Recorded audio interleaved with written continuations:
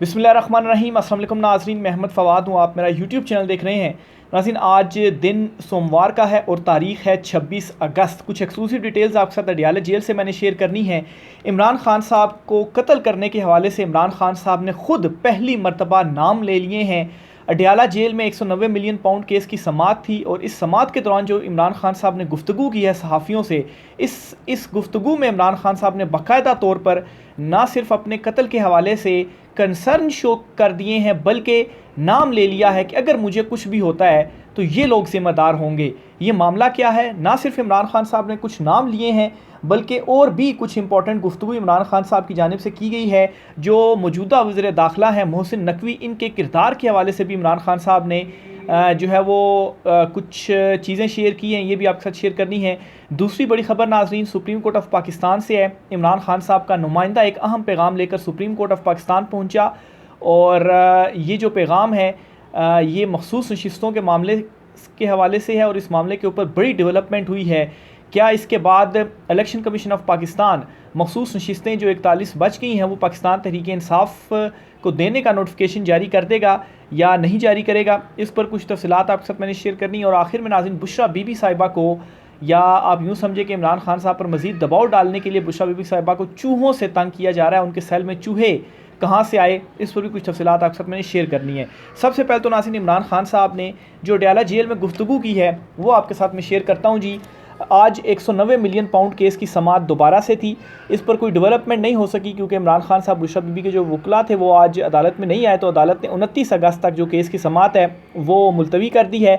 इसमें जस्ट यही डेवलपमेंट हुई है कि केस की जो समाअत है वो मुलतवी हुई है। बहरहाल एक और बड़ी जो डेवलपमेंट हुई है आज अडियाला जेल से हुई है कि इमरान खान साहब ने बड़ी इंपॉर्टेंट गुफ्तगू की है सहाफ़ियों से।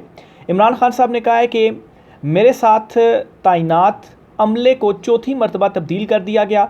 ये मुझे फ़राहम किए जाने वाले खाने को चेक करते थे कि इसमें जहर तो नहीं मिला। ये सब ISI कंट्रोल करती है। दोबारा कह रहा हूँ, मुझे कुछ हुआ तो आर्मी चीफ और DG ISI ज़िम्मेदार होंगे। तो इमरान खान साहब ने ये कंसर्न शो कर दिया है और जो है वो ये भी बता दिया है कि अमला आखिर क्यों बार बार तब्दील किया जा रहा है, और वो अमला जो उनका खाना चेक करते थे कि जहर तो नहीं मिला हुआ। और ये इमरान खान साहब ने नाम भी ले लिए। कुछ होता है तो फिर ये दो लोग जो हैं वो ज़िम्मेदार होंगे। इसमें आपको ये वाज़े करता चलूँ, किसी हुकूमती या सियासी शख्सियत का इमरान खान साहब ने नाम नहीं लिया। लाइक कितने बदतरीन मुखालिफ हैं शरीफ ख़ानदान और जरदारी ख़ानदान। फिर जी इमरान खान साहब से सवाल किया गया, जब इमरान खान साहब ने ये कंसर्न शो किया, आप बार बार सिपा सालार पर इल्ज़ाम लगाते हैं, वो आपको क्यों मारेंगे? उनकी आपसे क्या ज़ाती दुश्मनी है? ये सहाफ़ी ने इमरान खान साहब से सवाल किया। अब इमरान खान साहब का जवाब सुने, क्योंकि वाकई ये सवाल जहन में आता है कि इमरान खान साहब अगर नाम ले रहे हैं तो कुछ रीज़न ज़रूर होगी। तो इमरान खान साहब से ही पूछ लिया गया कि खान साहब इसकी रीज़न क्या है? मुझे 2 मरतबा कत्ल करने की कोशिश हुई, CCTV फुटेज ISI ने चोरी की, यहाँ मुझ पर हमला हुआ, जहाँ मुझ पर हमला हुआ वहाँ का कंट्रोल रात को एजेंसी ने संभाल लिया था। आप जो मर्ज़ी कर लें, 8 फरवरी को आपका बयानिया कौम ने मुस्तरद कर दिया। लोग आर्मी से प्यार करते हैं क्योंकि वो हमें तहफ़्फ़ुज़ देते हैं। 8 फरवरी के ऑपरेशन में हम पर तशद्दुद किया गया, हमारी पार्टी पर पाबंदी लगाई गई। ये इमरान खान साहब की जानिब से कहा गया। फिर खान साहब से ये सवाल हुआ जी कि इत्तलात हैं कि मोहसिन नकवी के वज़ीर आला KP के से राब्ते के बाद आज़म स्वाति की मुलाकात कराई गई और आपने जलसा मुलतवी किया, लेकिन इसी मोहसिन नकवी पर आप कड़ी तनकीद भी करते हैं। इस सवाल पर इमरान खान साहब ने क्या जवाब दिया? खान साहब ने कहा जी कि ये सारी हुकूमत झूठ पर चल रही है, मैं तो उनकी ख़बर तक नहीं पढ़ता, मेरा इस्टेब्लिशमेंट से किसी किस्म का राब्ता नहीं है। ये इमरान खान साहब ने जवाब दिया जी। फिर इमरान खान साहब से सवाल हुआ कि मुल्क में हालात ख़राब हैं, आप लीडरशिप का मुजाहरा करें, कौमी मुफाहमत करें, वो आपको और आप उनको माफ़ कर दें। ये सहाफ़ी ने सवाल किया। तो इमरान खान साहब ने क्या जवाब दिया जी इसके ऊपर? क्योंकि बहुत मरतबा ये इवन के बयानी भी बनाया जाता है कि बस ठीक है आप मुफाहमत करें, ये करें, खान साहब मानते नहीं हैं, तो क्यों आप नहीं मानते? खान साहब ने पहली मरतबा इसका जवाब भी दे दिया। जैसे इसराइल फ़लस्तीन को कह रहा है कि माजी में जो हुआ उसको भूल जाएँ, आप कह रहे हैं कि फ़्रॉड इलेक्शन को भूल जाऊँ। अमन इंसाफ से आता है, मशरक़ी पाकिस्तान वाले इंसाफ मांग रहे थे, हमारे ख़िलाफ़ नहीं थे। आप जिस कौमी मुफाहमत की बात कर रहे हैं इससे कबल इंसाफ तो करें। सिर्फ भेड़ बकरियां ढूंढो, डंडों से कंट्रोल होती हैं, इंसान नहीं। बांग्लादेश में क्या हुआ? आर्मी चीफ, चीफ जस्टिस और पुलिस चीफ सब वज़ीर-ए-आज़म के थे। अवाम निकली तो अपना हक लेकर गई। यूरोप को देखें, इसने कितने फ़ौजी ऑपरेशन किए। ये इमरान खान साहब ने जवाब दिया जी। इसके अलावा इमरान खान साहब ने भी कहा जी कि ये जो कुछ कर रहे हैं ये ख़ुदकुशी है। बांग्लादेश में देखें, अवाम बाहर निकली तो अपना हक ले लिया। फिर इमरान खान साहब ने कहा जी कि अपील है, फ़ौज सब की है, मुल्क को मजबूत इदारे की ज़रूरत है। जेल में कुछ ज़्यादा ही सख्तियाँ हो रही हैं, लगता है इनकी कांपें टांग गई हैं। ये भी इमरान खान साहब ने कहा। फिर इमरान खान साहब ने जी मज़ीद क्या कहा कि मोहसिन नकवी की $5 मिलियन मालियत प्रॉपर्टी दुबई में है, बीवी के नाम पर है। ये गंदुम स्कैंडल में मुलविस है। मुल्क का सबसे बड़ा फ्रॉड इलेक्शन इसने करवाया। इसकी काबिलियत क्या है? क्रिकेट तबाह कर चुका। क्रिकेट वाहिद स्पोर्ट्स है जो पाकिस्तान में टीवी पर देखी जाती है। ये एक सिफारशी को लेकर आए, इसने क्रिकेट तबाह कर दी। इसके पीछे ताकतवर हैं। वर्ल्ड कप में हम पहली 4 और T20 की 8 टीमों में ना आए, कर बांग्लादेश से हार कर नई तारीख रकम कर दी। ये इमरान खान साहब ने कहा जी। मज़ीद खान साहब ने कहा कि बड़ी मल्टीनेशनल कंपनियां और प्रोफेशनल्स मुल्क छोड़कर जा रहे हैं। मज़ीद महंगाई का दौर आ रहा है, इनके पास कोई प्लान नहीं। अगर अवाम तनकीद करे तो ये डिजिटल दहशत गर्दी बना देते हैं। ये इस्लाहात नहीं कर सकते, ना खर्च कम किए ना आमदन बढ़ाई। ये काम मैंडेट वाली हुकूमत कर सकती है, जो इनके पास नहीं। इन सब के पैसे और प्रॉपर्टीज़ बाहर हैं, ये सिर्फ कर्ज़ ले रहे हैं। कर्ज़ लेने से महंगाई बढ़ रही है। बलूचिस्तान और मुल्क में अमन व अमान की सूरत हाल सबके सामने है। हर रोज़ KP और बलूचिस्तान में शहादतें हो रही हैं। पंजाब में चोरी डकैती और पुलिस मुलाजमों को शहीद कर दिया गया। तो ये जी इमरान खान साहब ने आज जो गुफ्तगू है वो अडयाला जेल में की है। दूसरी तरफ नाज़रीन, आपको बताता चलूँ कि बुशरा बीबी के सेल में चूहों के हवाले से शिकायत जो है वो आज दौरान समात इस केस के दौरान बुशरा बीबी साहिबा ने भी की। और अभी तक इमरान खान साहब डटे हुए हैं, बुशरा बीबी भी उनके साथ डटी हुई हैं। लेकिन सवाल ये है कि चूहे किधर से आ गए उनके सेल में, कहीं अब उनको ये चूहों के ज़रिए तो तंग नहीं किया जा रहा, और किस तरह से तंग किया जा रहा है ये भी सुनिए। आप भी एक मरतबा परेशान होंगे कि ये सलूक किया जा रहा है जी। 3 माह से चूहों का मसला चल रहा है। बुशरा बीबी का अदालत में जज से मुकालमा। बुशरा बीबी के इस शिकायत पर जी जज ने डिप्टी सुपरिटेंडेंट को तलब किया और कहा जी कि डिप्टी साहब ये जो मसला है इसको हल करें। उन्होंने कहा जी कि हम आज ही इस मसले का पता चला है, इंशाल्लाह हल कर देते हैं। और इस तरीके से तंग हो रही हैं कि वो कहती हैं जी कि मैं नमाज़ पढ़ रही होती हूँ, ऊपर छत के ऊपर चूहे होते हैं और वो आकर मेरे ऊपर जो है वो गिरते हैं, तो नमाज़ भी सही तरह से नहीं पढ़ने दी जा रही।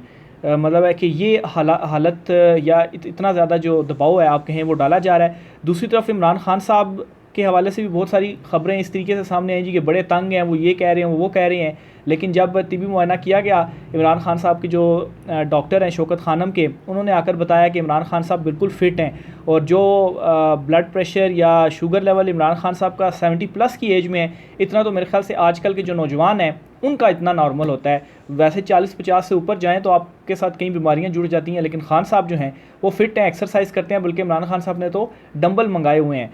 तो वाज़ेह पैगाम इमरान खान साहब का, मैं डटा हुआ हूँ और किसी सूरत में पीछे नहीं हटूँगा। और आज जो है वो इस केस के समात के दौरान एक तो गुफ्तगू भी की, फिर इसके अलावा शेर अफजल मरवत, अली अमीन गंडापुर वगैरह से इमरान खान साहब ने मुलाकात भी की है। और इस मुलाकात की अभी तक डिटेल तो सामने नहीं आई, लेकिन जो जलसा हो रहा है 8 सितंबर को, इससे रिलेटेड कुछ जो गुफ्तगू है, फिर पार्टी में जो इख्तलाफात हैं, यही 2 इंपॉर्टेंट चीज़ें हैं। इस पर जो गुफ्तगू है वो हुई होगी। बहरहाल ये अडयाला जेल के हवाले से तफसीलात होगी। सुप्रीम कोर्ट ऑफ पाकिस्तान में बड़ा ब्रेक थ्रू हुआ है। आज सुबह पहुँचे हैं आज़म सवाती, और फिर इमरान खान साहब ने जो कानूनी टीम चेंज की है और जो भंडारी साहब हैं उनको इंट्रा पार्टी इंतखाबात में भी लड़ने के लिए इमरान खान साहब ने चूज़ किया है। वो भी उज़ैर भंडारी साहब वो भी सुप्रीम कोर्ट में पहुँचे हैं। और आज़म सवाती ने तो ये किया है जी कि जो रेफरेंस था चीफ जस्टिस कादी फाइज़ ईसा और सिकंदर सुल्तान राजा के अगेंस्ट, इस रेफरेंस के हवाले से अपडेट लेने आए थे। आज़म सवाती साहब का कहना था जी कब से हमने ये रेफरेंस दायर किया हुआ है, अभी तक इस रेफरेंस के ऊपर कोई कार्रवाई नहीं हुई। तो सुप्रीम जुडिशल कौंसिल में ये रेफरेंस दायर किया गया है और इसका इख्तियार चीफ जस्टिस के पास होता है कि वो किस रेफरेंस के ऊपर कब जो समात है या कब उसके ऊपर कोई जो एक्शन है वो लेता है।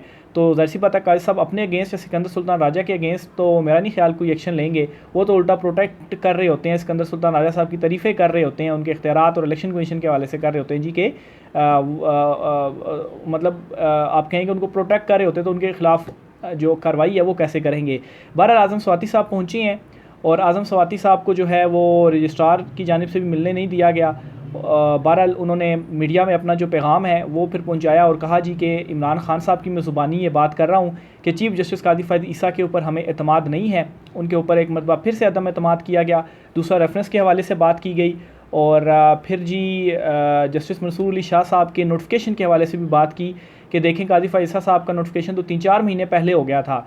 जस्टिस मंसूर अली शाह साहब का जो टेन्योर है तकरीबन 2 महीने रह गए हैं ऑलमोस्ट, उसके बाद वो चीफ़ जस्टिस होंगे, तो उनका अभी तक नोटिफिकेशन क्यों जारी नहीं किया जा रहा। तो आज़म स्वाति साहब आज आए थे सुप्रीम कोर्ट पैगाम लेकर और ये जो उनकी जानिब से मैसेज है वो कन्वे कर दिया गया है। दूसरी तरफ जी मखसूस नशिस्तों के मामले के ऊपर जो डेवलपमेंट हुई है सुप्रीम कोर्ट में वो ये है कि PTI ने मखसूस नशिस्तों के मामले पर एक मुतफरिक दरख्वास्त दायर कर दी है जो वकील हैं उज़ैर भंडारी उनके ज़रिए, और इसमें ये कहा है जी कि मखसूस नशिस्तें जो 41 MNAs हैं मज़ीद PTI के जिनके सर्टिफिकेट्स को इलेक्शन कमीशन नहीं मान रहा, तो इलेक्शन कमीशन को ऑर्डर दिया जाए कि जो शॉर्ट ऑर्डर है सुप्रीम कोर्ट का उसके ऊपर इंप्लीमेंट करें और उन 41 MNAs के भी नोटिफिकेशन जारी करें। तो दरख्वास्त में क्या इस्तदा की गई आपके सामने रखता हूँ जी। इलेक्शन कमीशन की वजाहत की दरख्वास्त मुस्तरद की जाए, इलेक्शन कमीशन को आज़ाद अरकान के वाबस्तगी सर्टिफिकेट मंजूर करने का हुक्म दिया जाए, इलेक्शन कमीशन को 12 जुलाई के मुख्तसर फैसले पर अमल का हुक्म दिया जाए। इलेक्शन कमीशन ने 12 जुलाई फैसले पर वजाहत के लिए अदालत से रुजू किया है। इलेक्शन कमीशन का कहना दुरुस्त नहीं, इसको फैसले पर अमल दरामद में मुश्किलात का सामना है। इलेक्शन कमीशन दरख्वास्त अदालती फैसले पर अमल दरामद में ताख़ीर करने की कोशिश है। इलेक्शन कमीशन ने मुतफरिक दरख्वास्त नेक नीयती से दायर नहीं की। इलेक्शन कमीशन मखसूस नशिस्तों में रुकावट पैदा कर रहा है। तहरीक इंसाफ का आइन कानून के मुताबिक बुनियादी ढांचा मौजूद है। तहरीक इंसाफ ने 3 मार्च को इंट्रा पार्टी इलेक्शन कराया। इंट्रा पार्टी इलेक्शन की तफसीलात इलेक्शन कमीशन में जमा कराई। बैरिस्टर गौहर उमर अयूब बलतरतीब चेयरमैन और जनरल सेक्रेटरी मुंतखब हुए। अरकान के पार्टी वाबस्तगी को चेयरमैन और सेक्रेटरी ने दस्तखत से मंजूरी दी। इलेक्शन कमीशन पाबंद है कि पार्टी वाबस्तगी के सर्टिफिकेट पर कार्रवाई मुकम्मल करे। तो ये अहम दरख्वास्त है जी। मेरे ख्याल से जो कानूनी टीम इमरान खान साहब ने चेंज की है इसमें एक ये मुस्बत स्टेप सामने आया है कि एटलीस्ट इस फैसले के ऊपर इम्प्लीमेंट नहीं कर रहा था इलेक्शन कमीशन, आधा कर लिया आधा नहीं कर रहा, तो एक मुतफरिक दरख्वास्त आ गई है।